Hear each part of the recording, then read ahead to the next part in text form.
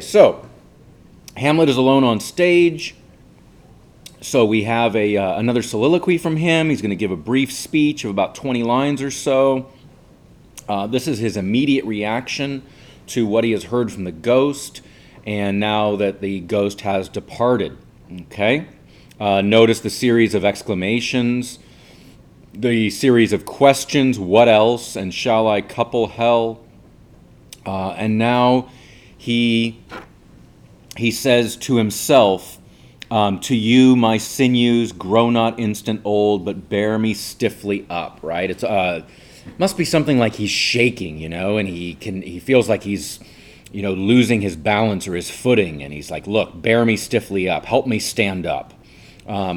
Remember thee. Now he quotes the ghost's final injunction, and he answers. He says to the ghost, while memory holds a seat in this distracted globe, right? Yes, I will remember you. Remember thee, he repeats the question. Yea, from the table of my memory I'll wipe away all trivial fond records, all saws of books, all forms, all pressures past. So he's saying, look, I'm going to erase everything from my brain, and I am only going to be thinking about your commandment, ghost, Father. The commandment alone that I will get revenge on Claudius.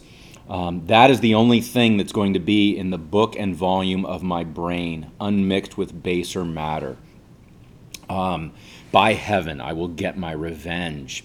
And now notice, now he turns to the opposition, really. Pernicious woman. Notice, again, this is interesting. From the ghost's explanation, the real enemy here is Claudius, right? Claudius was the one who seduced the queen. Claudius was the one who killed the king.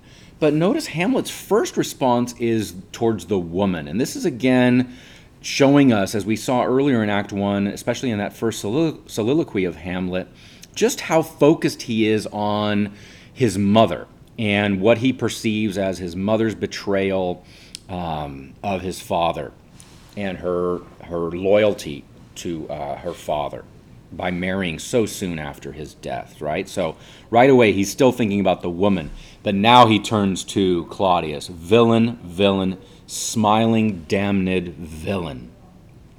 One may smile and be a villain, right? So we see again that somebody is presenting a false face to the world. Claudius is smiling and yet still being a villain, okay?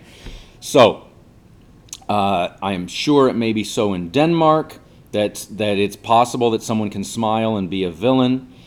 And now to my word, Hamlet is basically making an oath. He's going to swear that he will remember the ghost's injunction.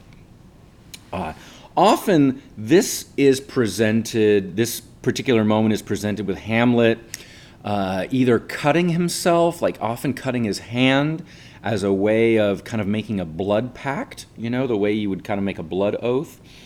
So often that's there. It's not in the stage directions, but often when it's staged, Hamlet is doing something to make that oath more binding. All right? And now Horatio and Marcellus have caught up to him. Okay? And they ask him a series of questions. How is it, my noble lord? What news, my lord? And Hamlet says, oh, wonderful. An odd response.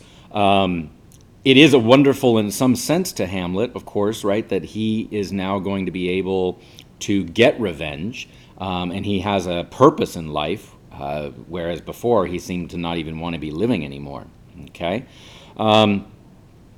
So they go on, and Hamlet is very cryptic here. He doesn't want to reveal it, right? So he says to Horatio, no, you will reveal it, right? But I'm not, you'll tell the secret if I tell you what happened.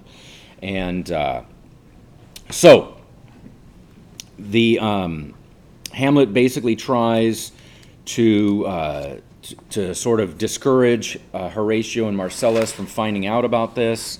You can see why he'd want to keep it a secret.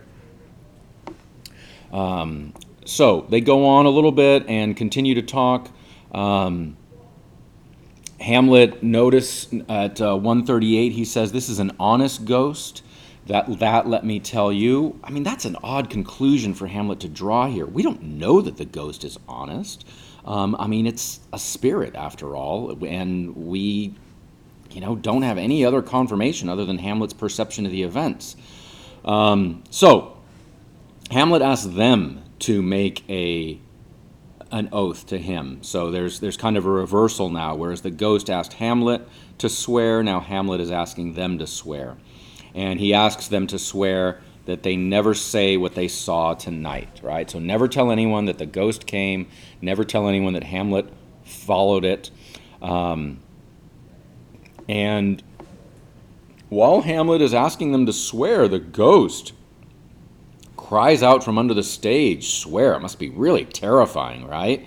"Never speak these words that you have seen. Swear by my sword." Again, the ghost from under the stage yells, "Swear." Okay? And finally, the ghost for a third time says, "Swear by his sword." Okay? These guys must all be just shaking and terrifying. This is wondrous strange. Again, we see that word, strange. Okay? Now, Hamlet says we should welcome what is strange.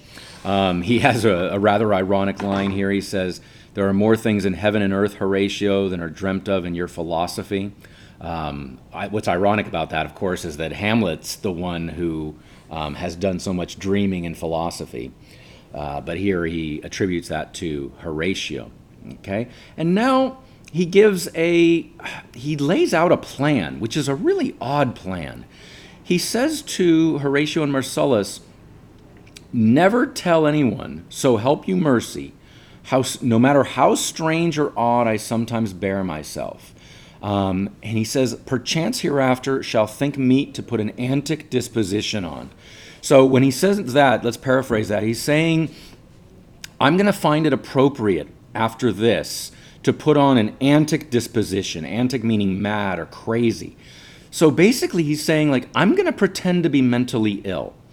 And I want you guys to keep my secret. And every time you see me, don't shake or don't give a head shake, or don't cross your arms, or don't say some curious or doubtful phrase like, "Oh, we know what he's doing," or "This is what's going on." Don't give any ambiguous signal to note that you know anything of me, right? So notice that's a really odd plan that Hamlet has, right? I mean, he said that he would fly to his revenge as swiftly as meditation or thoughts of love. And now here he is saying, I'm going to pretend to be crazy for a little bit. And he doesn't tell us why. He doesn't tell us what the ultimate goal is or what he's hoping to achieve here. But he says, look, I'm going to pretend to be nuts. And I want you guys to make sure that you don't give any funny looks or funny gestures or expressions that lead anybody else to think suspiciously of me and my behavior, right? Such an odd request. And we'll see it bear out in the coming scenes. The ghost, for a final time, says that they should swear to this. Hamlet tells the spirit to rest.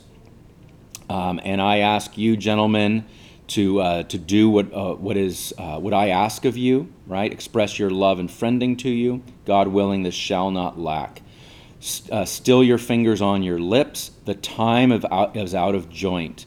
O cursed spite that ever I was born to set it right. Take a look at that. That's such an important couplet in this play. The time is out of joint. That's another way of saying there are strange and unnatural things happening, right? That the time is, in a sense, become dislocated. It's not ordered the way it should be. Our era is somehow out of joint, right? And I encourage you to think about that on a literal level. Like think about joints, whether it's your shoulder joint, your hip joint, your knee joint. There's something out of joint. There's something dislocated. And now look at this part of the couplet. O cursed spite that ever I was born to set it right. So something is wrong, something is out of joint, and I'm the one who has to set it right. But notice that key phrase, cursed spite. It's essentially Hamlet telling us here that he kind of wishes he hadn't been born to set this right, right? I mean, cursed spite is to saying, I hate this. This is a curse towards me. So we have these ambivalent and conflicting feelings from Hamlet here. At the same time he swears to the ghost that he's going to seek this revenge, he's also already having hesitations and doubts or misgivings, in the sense that he just wishes he didn't have to set this right. He wishes this weren't his duty and task as the son of the murdered father. Okay? So, that brings to an end Act 1. Look at the sweep of what we've seen from Hamlet from the beginning, when he was just inconsolable, wishing for his own death, wishing that he would just melt into a dew. And now here he is with a purpose in life, with resolve in life, but yet with misgivings or reservations about what that purpose entails. Okay? All right, Will, nice job setting up Act 1, man. That was pretty good.